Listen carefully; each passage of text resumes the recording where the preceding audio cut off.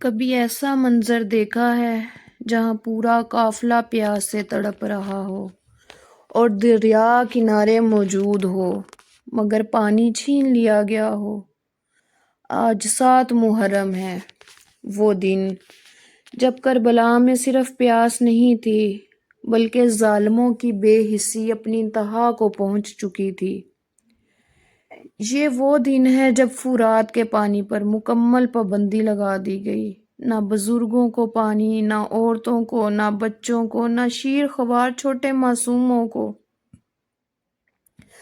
7 محرم، وہ دن جب ظلم نے حد پار کر دی، فرات کے پانی پر راہ روک لی اور کربلا کا ہر گھڑی خوابوں، امیدوں اور ایمان کا امتحان بن گیا۔ سورۃ الشرح آیت نمبر 5۔ فَإِنَّ مَعَ الْعُسْرِ يُسْرًا، بے شک ہر سختی کے بعد آسانی ہے۔ کربلا کا ہر آنسو، ہر کرا اس وعدے کی دلیل ہے۔ سورۃ الفرقان آیت نمبر 77۔ قُلْ مَا يَعْبَأُ بِكُمْ رَبِّي لَوْلَا دُعَاؤُكُمْ، کہہ دو میرا رب تمہاری کچھ پرواہ نہ کرے اگر تم مجھ سے دعا نہ کرو۔ آج be be Zainab, be be رباب اور امام حسین سب کی دعائیں آسمان تک بلند تھیں اور اللہ سن رہا تھا مگر امتحان سخت تھا۔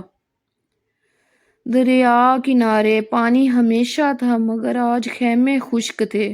گرمی کا زور بدن میں لکات بن گیا، بچوں اور عورتوں کی سسکیاں رہ گئیں۔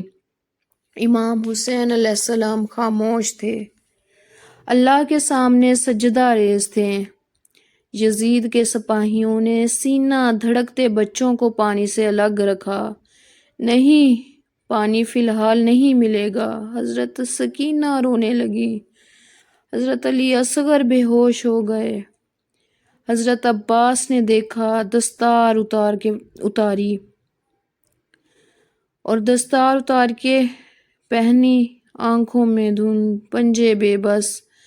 وہ کھڑے ہوئے، تلوار پر ہاتھ رکھتے ہوئے امام کے پاس گئے، فرمایا بھیا جان، اللہ کی راہ میں اگر اجازت ہو میں پانی لے کر آؤں؟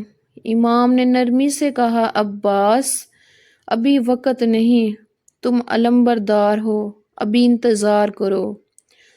سورۃ آل عمران آیت نمبر 146 ترجمہ، بے شک بہت سے پیارے لوگ نبی کے ساتھ لڑے پھر بھی نہ ہارے، اللہ صبر کرنے والوں سے محبت فرماتا ہے۔ عباس نے ہر قدم پر یہی جذبہ پیش کیا۔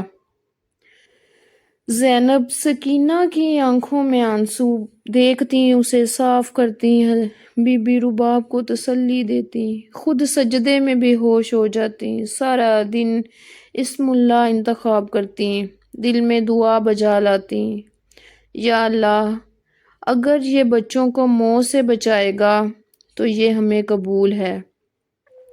سورۃ البقرہ آیت نمبر 153۔ یا ایھا الذین آمنوا نستعینوا بالصبر والصلاۃ ان اللہ مع الصابرین، اے ایمان والو صبر اور نماز سے مدد لو، خواہ مشکل ہی کیوں نہ ہو لیکن تم اللہ کے ساتھ صبر کرنے والوں میں شامل ہو۔ رات کو خیموں کے پاس یزیدی قوم آگ روشن کر دیتی، آسمان دھواں سا، آنکھوں کو آنکھوں نے دیکھا، لیکن اہل بیت آگ میں بھی وہ نور، خوف میں بھی وہ ایمان، ہار میں بھی وہ فتح کا یقین۔ سکینہ ماں پانی کی فریاد کرتی، ربیہ کیا اللہ نے ہمیں بھلا دیا؟ بی بی زینب نہیں عزیزو، اللہ آزماتا ہے، چھوڑے گا نہیں۔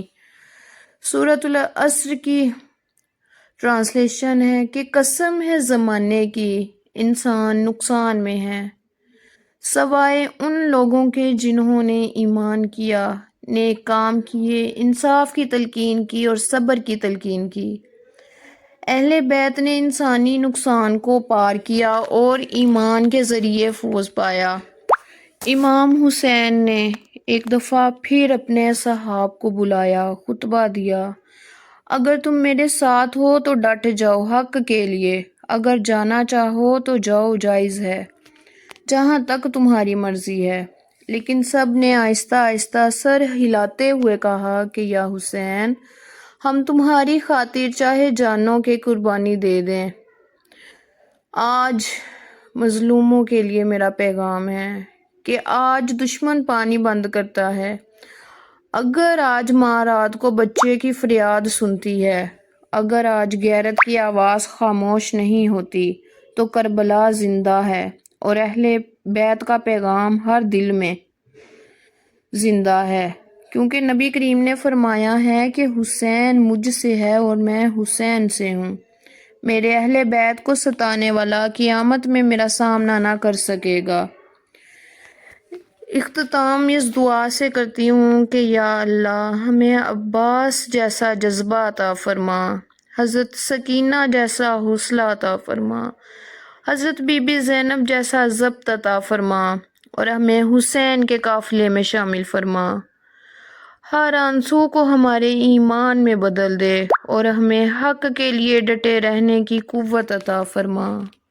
آمین ثم آمین۔